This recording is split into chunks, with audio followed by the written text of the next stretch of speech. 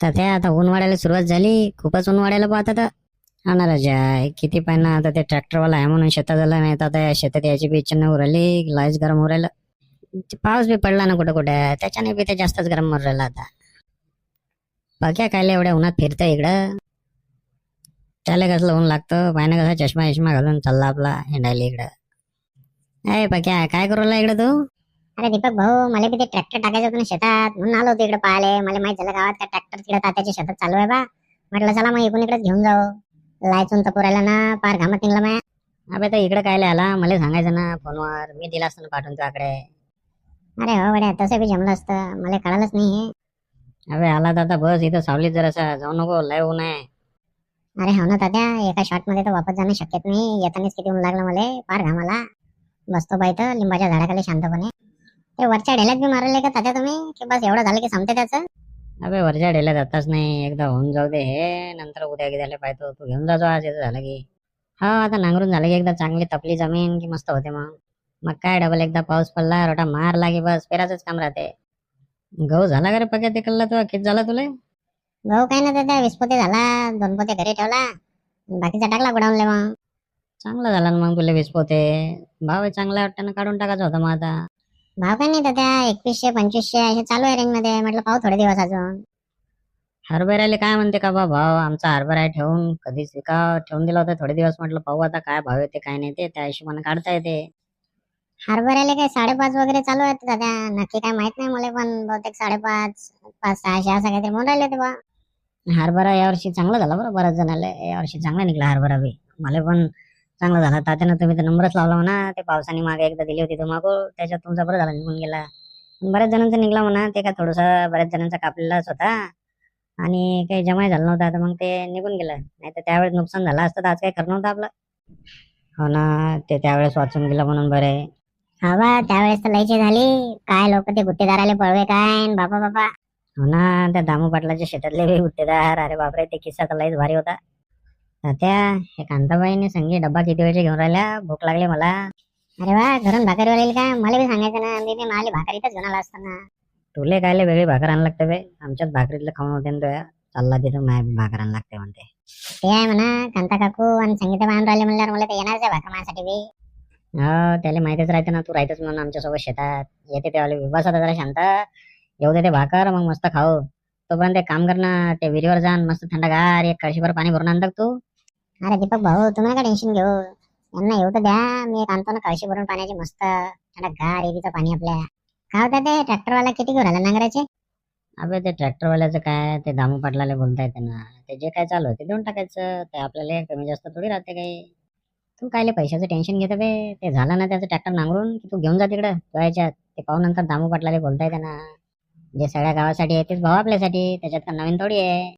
नाही पण हे दामू पाटलाच्या ट्रॅक्टरवरचा ड्रायव्हर एकच नंबर आहे, चांगला असं दाबून मारते नांगर, मस्त जमीन अशी सगळी मोकळी होऊन जाते. म्हणूनच तर आपण याचं ट्रॅक्टर आणतो ना, नाही तर का गावात दुसरे ट्रॅक्टर नाही का? त्या ललिताबाईचं मला भीतीच वाटते बा, म्हणून ते दामू पाटलाला डायरेक्ट ट्रॅक्टर जाऊन तिथं त्याच्या घरी नकोच वाटते बोलाले. म्हणून मी तिकडे मागाशी पारावर भेटले होते, त्याला बोलून घेतलं, मी म्हटलं असं असं आहे, नाही तर मी ट्रॅक्टर तिकून. मला म्हणे घेऊन जाणं बे, विचार करायला लागते. अरे त्या ललिताबाईचं आपल्याला काय भ्या लागते, त्या ललिताबाईचं ते बाया चालू राहते, बायाच्या भानगडीत आपण पडायचं नाही, आपण आपलं राहायचं भाऊ. त्या दामू पाटला आपण काही म्हणत नाही ना, ते दामू पाटील आपल्याला काही म्हणत नाही, मग कायले ते बाया बायाचं चालू राहते, ते आता भांडते पुन्हा काही बी हे होतात ते. हे बरोबर बोलले का ते तुम्ही, बायाच्या भानगडीत आपल्याला पडायलाच पुरत नाही. हो ना, ते बी आहे म्हणा तुमचं. ते त्या दिवशी ते आंब्याचं भांडण नाही का, ते तुम्ही जाऊन निस्तरवलं ते बरं झालं. नाही ते केवढे आपत आणले होते त्या ललिताबाईनी. पण ते आंबे आणले, त्या पार्वती काकूच्या शेतातले आंबे खायला आणायचे. ते पार्वती काकू माहित नाही का, मी त्याच्या शेतातून जातो, ते झाडाचा खालचा पडलेला बी आंबा घेत नाही बा मी. ते पार्वती काकू कुठं बसते काही सांगता नाही येत. अबे एवढं काही नाही ना, ते तेवढे आंबे झाडाचे कच्च्या कैऱ्या तोडल्या म्हणून ते म्हणे, नाही तर पारती का खालचे आंबे असे मागून घेतले तर तुला कायले काय म्हणते बे ते.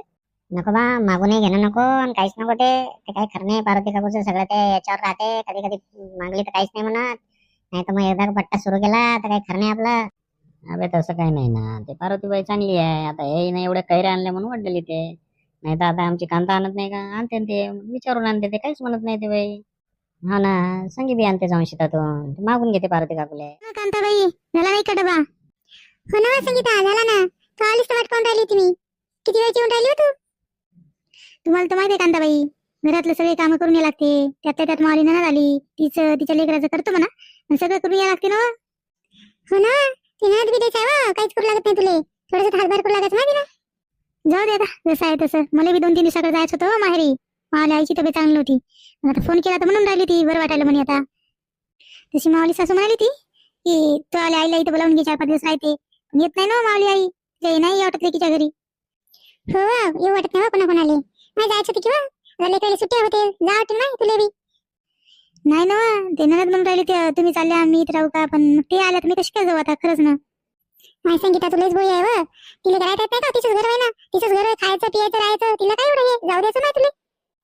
हो मावली सासू तशीच म्हणत होत्या, पण नाही ना, ते म्हणत होते तुम्ही गेले मग मलाच घरचं काम करावं लागते, मी आलो, माझ्या पोरीला सुट्टी आहे.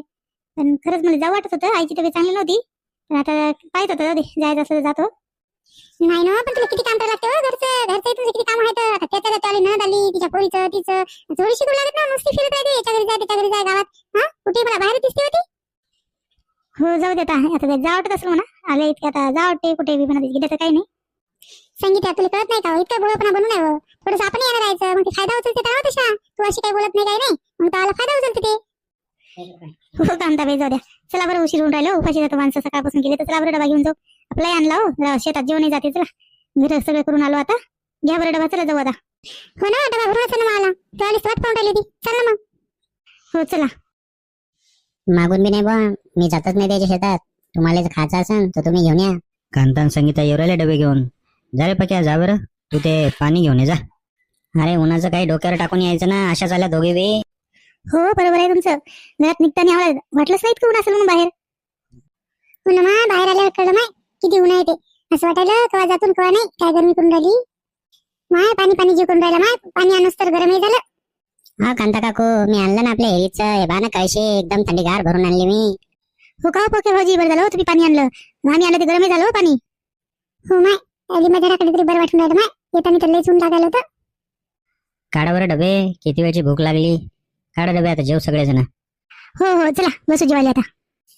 होय पक्या, त्या पार्वती काकूच्या वारातले आंबे आणले का रे थोडेसे, जेवणासोबत मस्त जाते रे. अरे कांता काकू, आम्ही आता तेच बोल राहिलो होतो. दीपक बोलले, मी तेच म्हणलं, आंबे जरा खायचे असेल तर तुम्ही घेऊन जावा, मी काही जात नाही त्या पार्वती काकूच्या शेतात आंबे आणाले. ती पार्वती काकू कुठं बी लपलेली राहते, मग एकदा आपण दिसला असं की मग ते आपल्यावरच नाव घालते आंबे नेते म्हणून. त्या ललिताबाईला पाहिलं नाही का, किती ओरडली ते, एवढे मोठे आंबे आणले म्हणून. बापा तू का लई आणून राहिला का रे, 2-3 आणून राहिला, 2-3 देते पार्वती काकू. ललीने किती आणले होते रे, कच्च्याच केले तोडून आणले ना. आम्ही बी त्याला तेच सांगितलं, पण तो म्हणते तो जातच नाही, लय भीती तो पार्वती काकूले. बरं जाऊ द्या, चला बसा आता, लय ऊन झालं, टाइमही झाला, जेवण करू आपण. तर मंडळी, ऊन आता तपायला लागले. आम्ही बघा कशा लिंबाच्या झाडाखाली बसून आता शेतात जेवतोय. उन्हाचा पारा लय वाढायला लागला. आता इकडे तिकडे फिरू नका आणि काना गिनाला बांधून जात्रा, कुठेही चालले तरी. शेतातले बी काही कामं असतील तर सकाळी जाऊन उरकून येत जा, नाही तर मग संध्याकाळी चक्कर मारत जा. दिवसा जास्त शेतामध्ये पण फिरू नका, गरमीच्या याच्यामुळं खूप जास्त हे होईल. तर मग मंडळी, आता आम्ही जेवण करतो. तर तुम्हाला आमचा व्हिडिओ आवडत असेल तर आमच्या व्हिडिओला लाईक करा, शेअर करा आणि कमेंट करा. आणि हो मंडळी, आमच्या गावरान स्टुडिओ चॅनलला सबस्क्राईब करायला विसरू नका. धन्यवाद. तर भेटू पुढच्या भागात.